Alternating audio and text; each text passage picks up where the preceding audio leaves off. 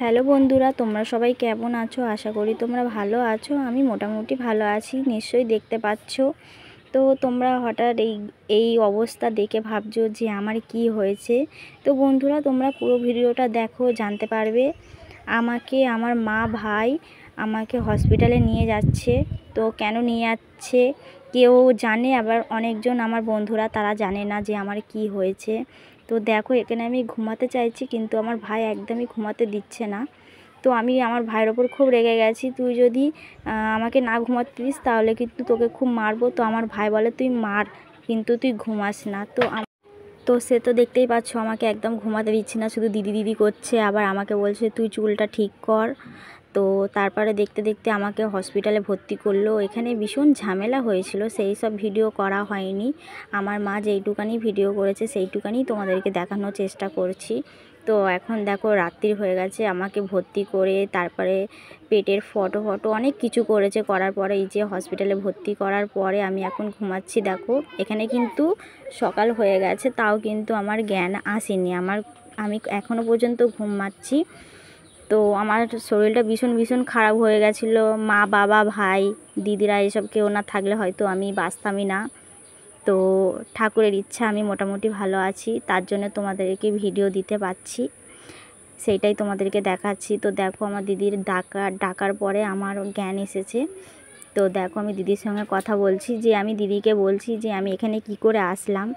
তো বলছে যে মা ভাই তোকে নিয়ে এসেছে, আর বাবাও ছিল সাথে। তারপরে জামাইবাবু সবাই আমাকে দেখে চলে গেছে কাজে। আর এখানে আমি শুয়ে রয়েছি আর শুধু অবাক হয়ে দেখছি যে আমাকে কী করে এখানে নিয়ে আসলো। কেন কি আমার কিছুই মনে নেই।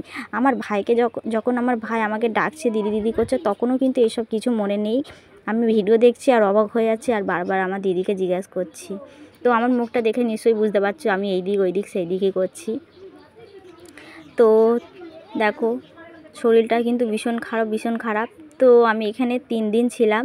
তো 3 দিনে মোটামুটি সুস্থ হয়েছিলাম। তো ডাক্তার বলে কিনা তুমি বাড়িতে যেতে পারো, কোনো অসুবিধা নেই, কিন্তু হ্যাঁ পুরোপুরি খেতে পারবে না, অল্প অল্প করে, যে পেট ভর্তি করে খাওয়া যাবে না, একদম অল্প অল্প করে খাওয়া যাবে। তো আমার মারা বলে ঠিক আছে। তো বলে 3 দিনের মাথায় আমাকে মানে ছুটি করে নিয়ে চলে এসেছে ঘরে। তারপরে আমি আমার দিদির বাড়িতে এসেছি। তো এখন শরীরটা সুস্থ হয়েছে, অনেকটাই সুস্থ, শুধু একটু মাথা ব্যথা ঘোরে আমার, আদার্স আর অন্য কিছু না। আর আমার কি হয়েছে তোমরা তো নিশ্চয়ই জিজ্ঞাসা করবেই যে দিদি ভাই তোমার কি হয়েছে।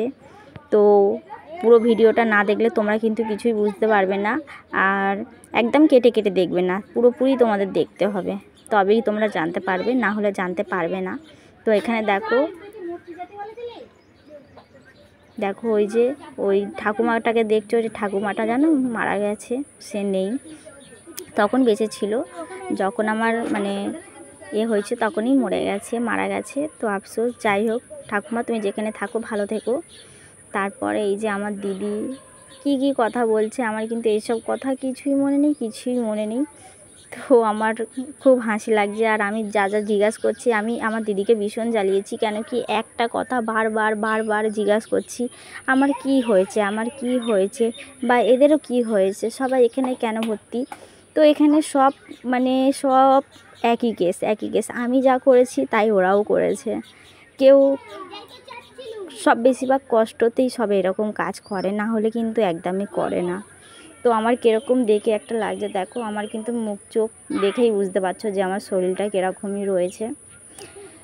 তারপরে আমার একটা মামা, সেও দেখতে এসেছিলো আমাকে। তো আমি খুব সবাই আমাকে দেখতে এসেছে সবাই। তো আমি অনেকই খুশি হয়েছি বাবা, যে এমনই একটা কাজ করলাম আর সবাই আমাকে দেখতে আসছে যে আমি কেমন আছি, কী আছি না আছি। তো যাই হোক, আমার ভাইয়ের জন্যে আমি বেঁচে গেছি, না হলে হয়তো আমি পৃথিবীতে থাকতামই না। তো ভাই, থ্যাংক ইউ সো মাচ আমাকে বাঁচানোর জন্যে। আর আমার কি হয়েছে না হয়েছে সেইটা তোমরা কমেন্টে জানাও, তারপরে আমি বলবো যে আমার কি হয়েছে, আমি কেন হসপিটালে ভর্তি, কী কারণে, সব কিছুই তোমাদের সঙ্গে শেয়ার করব। তোমাদের কিন্তু কমেন্টে বলতে হবে, ঠিক আছে। তো দেখো আমি এখানে হসপিটালে, দেখো সবাইকে আমার মা দেখাচ্ছে। এই ভিডিও কিন্তু আমি করিনি, এরপরে আমি ভিডিও করেছি। তো দেখো আমার মুখ চোখের অবস্থা খুবই খারাপ, দেখে নিশ্চয়ই বুঝতে পারছো। আর এখানে চ্যালেঞ্জ দিয়েছে, বাপরে কি কষ্ট, হাতে ভীষণ ভীষণ ব্যথা হয়েছিল, এত ব্যথা হয়েছে বলার মতন না। এবার আমি বসে আছি, সবাইকে দেখছি, কিন্তু এই সব কথা আমার কিছুই মনে নেই। পুরো একদম মানে আমি যেন স্বপ্ন দেখছি, এইসব এমনই মনে হচ্ছে। আবার দিদির সঙ্গে কথা বলছি, দেখো মুখ চোখের অবস্থা খুব খারাপ। এবারে শুয়ে শুয়ে কথা বলছি। মানে এই দিনটা 3 দিনটা যে আমাদের কি করে কেটে গেছে একমাত্র ভগবান ছাড়া আর কেউ জানে না, আর মারা তো জানে। তো যাই হোক, ভগবানের ইচ্ছা আমি অনেকটা সুস্থ আছি, অনেক ভালো আছি। তোমাদের যদি এই ভিডিওটা ভালো লাগে লাইক কমেন্ট সাবস্ক্রাইব আবার করে দিও। Tata bye bye.